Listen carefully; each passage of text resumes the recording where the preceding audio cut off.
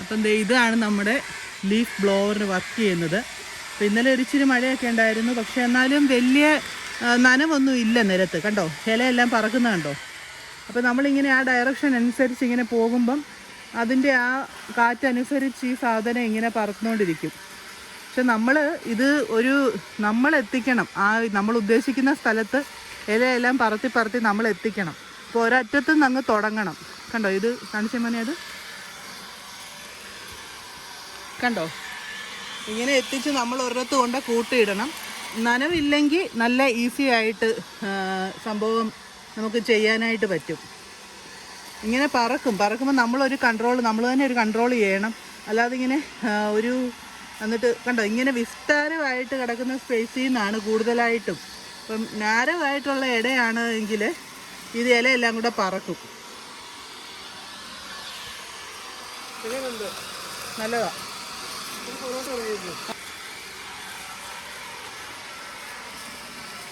നല്ല ഒരുപാട് ഏരിയ ഉള്ള സ്ഥലമാണ് എങ്കിൽ ആണ് ഇത് കൂടുതലും ഉപകാരപ്രദമാകുന്നത്. കാരണം നമുക്കിപ്പോൾ തന്നെ കണ്ടില്ലേ, വെറും മിനിറ്റുകൾ പോലും എടുത്തില്ല നമുക്ക് അത്രയും ഭാഗം അടിച്ചിടാൻ വരാനായിട്ട്. പിന്നെ നിങ്ങൾ ചൂല് കൊണ്ട് നമ്മൾ അടിച്ചു വാരുന്ന ആ ഒരു പെർഫെക്ഷൻ പ്രതീക്ഷിക്കരുത്. ഇപ്പോൾ ഇന്നലെയെന്ന് പറഞ്ഞാൽ മുട്ട മഴയായിരുന്നു. അപ്പോൾ ആ മഴയത്ത് ഇത്രയും വീണു. നമുക്കിപ്പോൾ രാവിലെ ഒരു സ്ഥലത്ത് പോകാനുണ്ട്. അപ്പോൾ എത്രയും വേഗം നമുക്ക് ഇവിടെ ജസ്റ്റ് ഒന്ന് ക്ലീൻ ചെയ്തിട്ട് പോകണം എന്നുണ്ടെങ്കിൽ നമ്മൾ ഇത് വെച്ചിട്ട് ഇങ്ങനെ ചെയ്തിട്ട് പോവുക. അപ്പോൾ അത്യാവശ്യം വൃത്തിയായിട്ട് ഒരു ഓവറോൾ ലുക്ക് വൃത്തിയായിട്ട് കിടക്കും.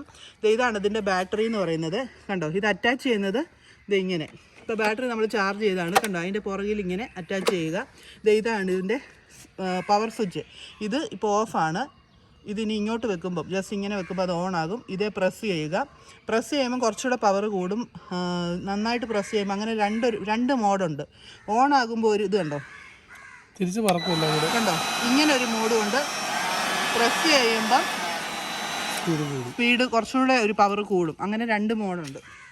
അപ്പം പക്ഷേ ഇതിൻ്റെ ഒരു പ്രശ്നം എന്നാന്ന് വെച്ചാൽ മാക്സിമം ഒരു എത്ര മിനിറ്റ് കാണും ഇതിൻ്റെ ഒരു വർക്കിങ്? അരമണിക്കൂർ കിട്ടുമോ?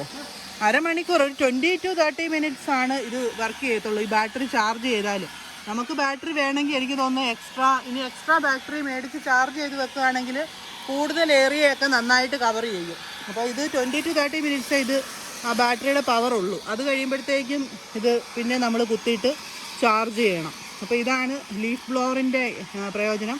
അപ്പോൾ നമ്മളിങ്ങനെ കൂട്ടിയിട്ട് ലാസ്റ്റ് നമ്മൾ തൂത്ത് വാരി എടുത്ത് നമ്മൾ തന്നെ അത് കളയണം.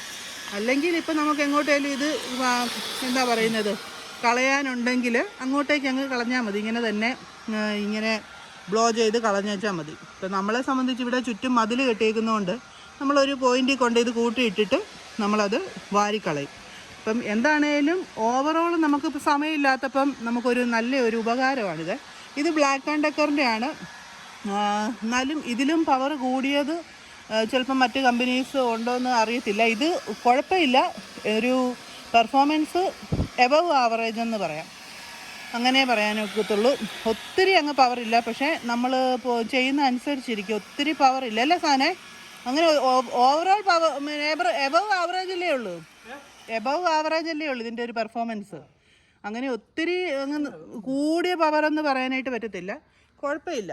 ഇതിലും നല്ല കമ്പനീസ് ഉണ്ടെങ്കിൽ അതിൻ്റെ റിവ്യൂസൊക്കെ കണ്ടിട്ട് നമുക്ക് ട്രൈ ചെയ്യാവുന്നതാണ്. കുഴപ്പമില്ല. ഇപ്പോൾ നിങ്ങൾ കണ്ടല്ലോ ഇങ്ങനെയാണ് ഇത് വർക്ക് ചെയ്യുന്നത്. ഇതിനെയും അത്രയേ ഉള്ളൂ. അതെ, ഇതിനെയും നമ്മൾ തൂത്ത് കൂട്ടി നമ്മൾ വാരി കളയണം. അപ്പോൾ ഇത്രയേ ഉള്ളൂ സംഭവം.